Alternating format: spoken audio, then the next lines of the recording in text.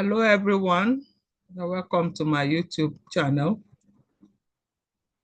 I'll be discussing Ziehl Neelsen Staining Technique, which is an important differential staining technique used in microbiology laboratories. It is also known as the acid-fast staining technique based on the fact that there are two groups of bacteria, the acid-fast bacteria and the non-acid-fast bacteria. The acid-fast bacteria are those that retain the color of the primary dye, carbophosphine. Color is pink or red and resist decolorization by acid alcohol.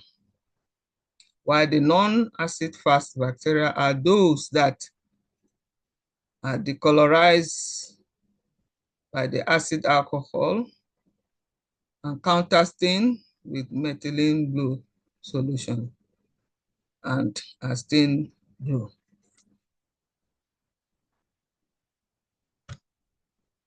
The Ziehl Neelsen staining technique involves the preparation of the sputum smear. All sputum specimens should be regarded as infectious and should only be handled by experienced microbiologists and be handled in the biological safety cabinet. They should not be handled by minors. 1 to 2 milliliters of sputum should be transferred to a 15 to 20 ml capacity screw cap universal bottle. 2 ml of concentrated sodium hypochlorite solution must be added to this sputum sample and mixed properly. This is left at room temperature for 10 to 15 minutes, shaking at intervals to break down the mucus in the sputum. 8 ml of distilled water is now added to the sputum preparation and mixed well. Where distilled water is not available, especially in the rural setting, boiled filtered rainwater must be used. Then the preparation is centrifuged at 3000 G for 15 minutes or at 250 to 1000 G for 20 minutes.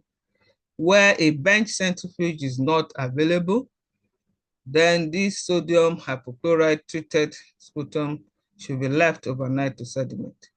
A glass pasteur pipette or plastic bulb pipette is used to remove and discard, beg your pardon. A glass pasteur pipette or plastic bulb pipette is used to remove and discard the supernatant fluid and the sediment is mixed. A drop of the well-mixed sediment is now transferred to a clean, scratch-free glass slide. This sediment is spread to make a thin preparation and allowed to air dry.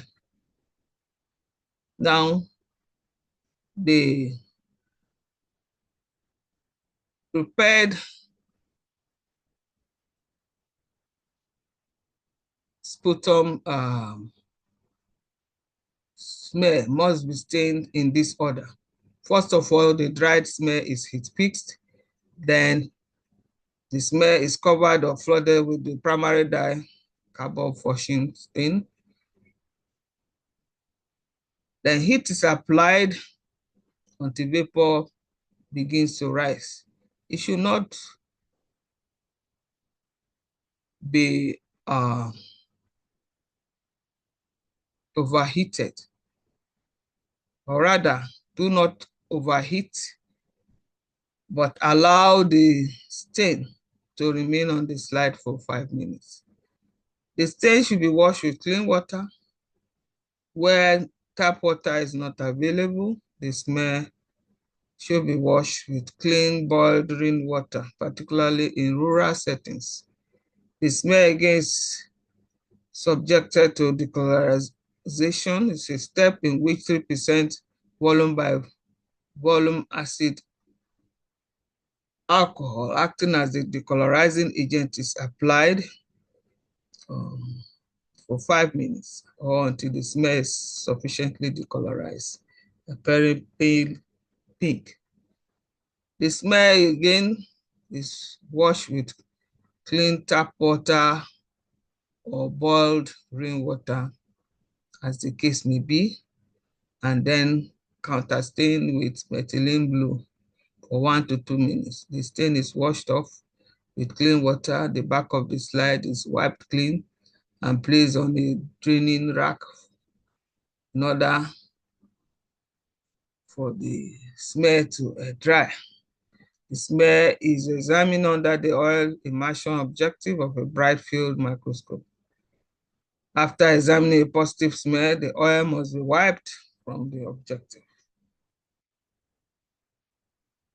The principle of Ziehl Neelsen staining technique, it is a differential staining technique that allows microorganisms to be grouped into acid-fast organisms and non-acid-fast organisms. The acid-fast stain is performed on samples to demonstrate the characteristic of acid fastness in Mycobacteria. The application of heat to the smear drives the stain into the waxy cell walls of Mycobacteria that contain mycolic acids. Hence, the use of heat has earned the procedure the name hot staining method. The acid-fast Mycobacterium species retain the red color of the primary dicarboyl portion and resist decolorization by the acid alcohol. The application of the Neelsen staining protocol. Here, the most important application of the Neelsen staining protocol in clinical settings to detect Mycobacterium tuberculosis in sputum samples to confirm diagnosis of tuberculosis in patients. Here are selected references for further reading. Thank you for listening.